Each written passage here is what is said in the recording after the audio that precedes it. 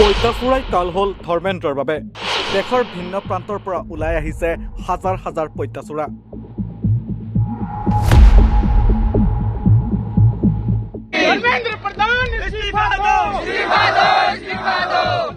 একাংশ পঁইতাচোৰাই চাৰিওফালে ঘেৰি ধৰিছে ধৰ্মেন্দ্ৰ প্ৰধানক। দিল্লীৰ যন্তৰ মন্তৰত দেখা গৈছে জাকে জাকে পঁইতাচোৰা। নিৰাপত্তাৰ বাবে মোতায়েন কৰা হৈছে 2000 আৰক্ষী।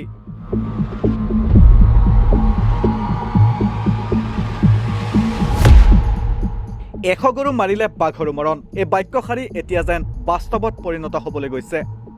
কিয়নো শেহতীয়াকৈ নিটৰ 2024 প্ৰশ্নকাকত ফাদিল আৰু CBSEৰ অন স্ক্ৰীন মাৰ্কিং ব্যৱস্থাত সংঘটিত হৈছিল বৃহৎ বিসংগতিৰ, যাৰ বাবে বহু শিক্ষিত যুৱক যুৱতীৰ জীৱনলৈ আহিছিল এক প্ৰকাৰৰ প্ৰত্যাহ্বান। কিন্তু আচৰিত কথাটো হ'ল যে ইমানবোৰ ঘটনা সংঘটিত হোৱাৰ পিছতো কেন্দ্ৰীয় শিক্ষামন্ত্ৰী ধৰ্মেন্দ্ৰ প্ৰধানৰ ওপৰত চৰকাৰে কোনো ধৰণৰ ব্যৱস্থা গ্ৰহণ নকৰিলে, যাৰ বাবে অৱশেষত শিক্ষামন্ত্ৰীগৰাকীৰ পদত্যাগৰ দাবীত ওলাই আহিল কক্ৰোচ জনতা পাৰ্টীৰ প্ৰতিষ্ঠাপক অভিজিত দীপকেৰ লগতে হাজাৰ হাজাৰ কক্ৰোচ জনতা পাৰ্টীৰ সমৰ্থক আৰু একাংশ ভুক্তভোগী শিক্ষাৰ্থী। কক্ৰোচ জনতা পাৰ্টীৰ প্ৰতিষ্ঠাপক অভিজিত দীপকে শনিবাৰে পুৱা দিল্লীত উপস্থিত হয় আৰু যন্তৰ মন্তৰত অনুষ্ঠিত হ'ব লগা প্ৰতিবাদত যোগদান কৰিবলৈ সকলো সমৰ্থক আৰু ছাত্ৰ ছাত্ৰীক আহ্বান জনাইছিল দীপকেই।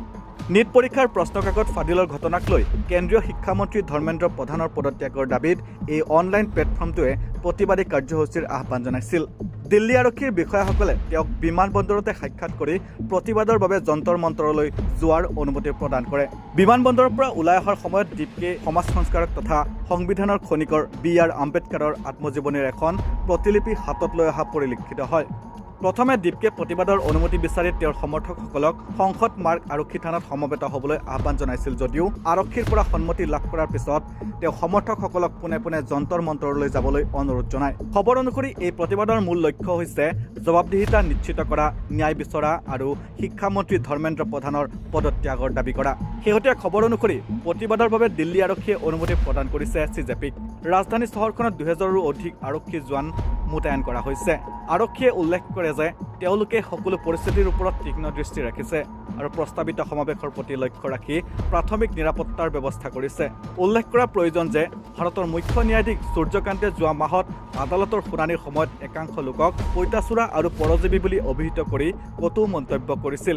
সেই তেতিয়াৰে পৰাই CJPক এক সংগঠিত অভিযানলৈ পৰিণত হয়। এই প্ৰতিবাদত বহু অভিনেতা, সমাজকৰ্মী আৰু বিৰোধী নেতাৰ পৰাও সমৰ্থন জনাইছে। মই কক্ৰোচ লিখা পোষ্টাৰ লৈ আহিল প্ৰতিবাদকাৰী। মুখত শ্লোগান, হাতত বিভিন্ন বেনাৰ পোষ্টাৰ, মুখত পঁইতাচোৰাৰ মাস্ক পিন্ধি প্ৰতিবাদত বহিল CJPৰ সমৰ্থক। প্ৰতিবাদকাৰীসকলে দাবী কৰি কয় যে ধৰ্মেন্দ্ৰ প্ৰধান পদত্যাগ কৰক। আমি মেক ইন ইণ্ডিয়া বিচাৰিছিলোঁ, আপুনি আমাক লিক ইন ইণ্ডিয়া দিলে। এতিয়া প্ৰশ্ন হৈছে বিৰোধীৰ দিলটোকে তাল কৰা নৰেন্দ্ৰ মোদীৰ চৰকাৰখনে ধৰ্মেন্দ্ৰ প্ৰধানৰ দৰে এগৰাকী শিক্ষামন্ত্ৰীয়ে দেশৰ শিক্ষা ব্যৱস্থাটোক ঘূণৰ দৰে খুলি খুলি খোৱাৰ পিছতো কিবা ব্যৱস্থা গ্ৰহণ কৰিবনে তেওঁৰ বিৰুদ্ধে?